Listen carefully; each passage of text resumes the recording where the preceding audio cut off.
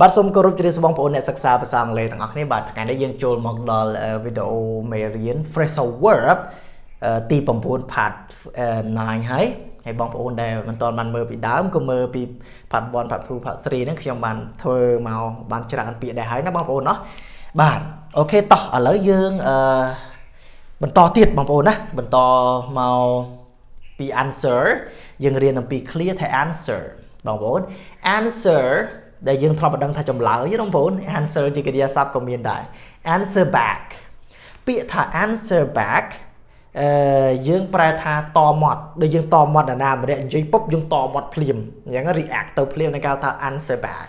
អូខេឧទាហរណ៍ don't answer back don't answer back កុំតមាត់ណា don't answer back កុំតមាត់ You have to think about what you are doing now. Don't answer back. កុំតមាត់ You have to think about what you are doing now បើថាកុំតមាត់អ្នកឯងត្រូវតែគិតអំពីអ្វីដែលអ្នកឯងកំពុងតែធ្វើឥឡូវនេះអ្នកខ្លះគាត់អត់ទទួលកំហុសទេនិយាយតមាត់រកហេតុផលការពារខ្លួនឯងណាបាទគាត់តែខ្លួនឯងខុសSo don't answer back មិនតបមកទេ You have to think about what you are doing now ណែទៅគិតអំពីអ្វីដែលណែកំពុងធ្វើខុសឬត្រូវមានតែខ្លួនឯងដឹងអញ្ចឹងណាបាទមក clear មួយទៀតបងប្អូនបាទ clear មួយទៀតគឺ answer somebody back ណាបងប្អូនបាទ answer somebody ខ្ញុំប្រែតែឆ្លើយតបវិញបងប្អូននេះណាបងប្អូនឆ្លើយតបបើនេះឆ្លើយត្រឡប់តែមិនមែនជាលក្ខណៈឆ្លើយដោយប្រើសំឡេងទេអាលក្ខណៈឆ្លើយសារឆ្លើយអីឆ្លើយដំណឹងអីតបទៅវិញអញ្ចឹងបងប្អូនបាទឧទាហរណ៍ Please answer me back before the end of the month អូខេឧទាហរណ៍យើងសរសេរ email ទៅនរណាម្នាក់អញ្ចឹងយើងទុកពេលឲ្យគេអាចថាមិនទាន់ថ្ងៃស្អែកក៏បានដែរតែសូមមេត្តាឆ្លើយតបវិញនៅចុងខែនេះ the end of the month តែនៅចុងខែ so please answer me back before the end of the month យើងប្រែថាសូមឆ្លើយតបមកខ្ញុំវិញ before មុន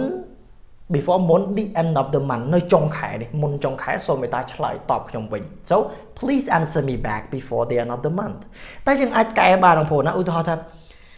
ឆ្លើយខ្ញុំមុននឹងចុងអាទិត្យនេះ please answer me back before the end of the week មុននឹងផុតអាទិត្យនេះអញ្ចឹងបងប្អូនឬក៏ please answer me back in 3 days ក្នុងរយៈពេល3ថ្ងៃយើងប្រាប់ពី in 3 days អញ្ចឹងមកក្នុងរយៈពេល3ថ្ងៃឆ្លើយតបខ្ញុំវិញមកអញ្ចឹងបងប្អូនណាបាទមួយទៀត answer for បងប្អូនបាទពាក្យថា answer for យើងប្រែថាទទួលខុសត្រូវបងប្អូន answer for ទទួលខុសត្រូវបានន័យថាទទួលខុសត្រូវចំពោះអ្វីដែលខ្លួនឯងធ្វើឬក៏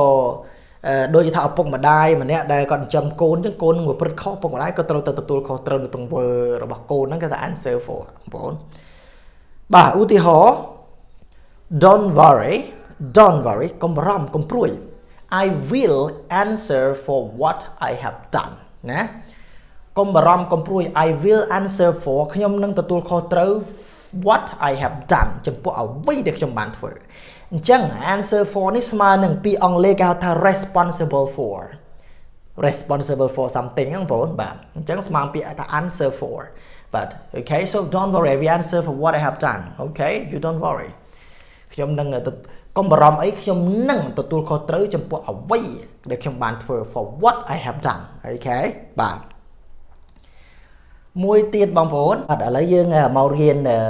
តែងប្រយោគចំពោះអ្វីដែលខ្ញុំបានបរៀន Phrasal Verb ពីមុនមកហើយនឹងយក clear ខ្លះយើងមករួមចូលគ្នាដើម្បីយើងដឹងថាតើយើងអាចស្ដាប់បានដែរទេ fresh ហ្នឹងណាបងប្អូនណាបាទ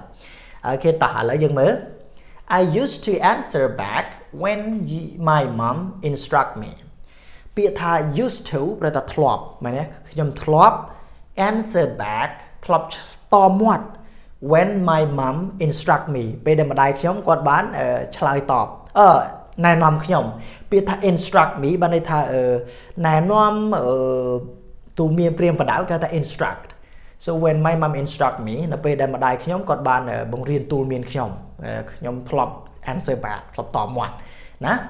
she taught me how to answer back for what I had done បាទ គាត់បានបង្រៀនខ្ញុំ how to ណាឲ្យដឹងពីរបៀប answer for what I had done បើថាឆ្លើយទទួលខុសត្រូវ answer for ទទួលខុសត្រូវចំពោះ what I had done អ្វីដែលខ្ញុំបានធ្វើហើយ when I did not get along with my brother when I នៅពេលដែលខ្ញុំបងប្អូន did not get along with ប្រហែលថាមិនបាន get along with ណាបងប្អូននៅពេលដែលខ្ញុំមិនបាន get along with ដល់ពេលដែលខ្ញុំមិនបានពាក្យថា get along with ប្រែថាចុះសម្រុងស៊ីចង្វាក់គ្នាត្រូវគ្នាចឹង get along with យើងរៀនដូចហើយនៅក្នុង phrasal verb ដែលខ្ញុំមកបង្រៀនពីមុនមកណាបាទ when I did not get along with ដល់ពេលដែលខ្ញុំមិនបានចុះសម្រុងគ្នាត្រូវគ្នាជាមួយនឹង my brother